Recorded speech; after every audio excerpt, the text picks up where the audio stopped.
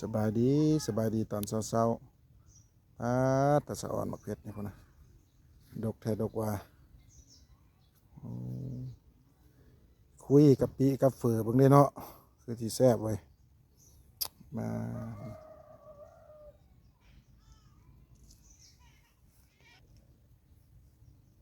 อันนี้กับพริกขี้หนูพริกขี้หนูสวนแท้ๆแล้วนี่ใส่แกงหน่อไม้ตอนสวยๆเนาะ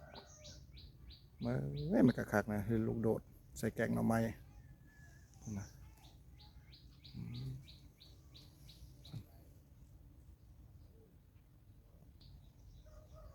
อันนี้ก็กำลังแตกกำลังจ่อมากไปตาอ่อนซ้อนเห็นละซ้อนว่าเป็นดกก็แท้ว่า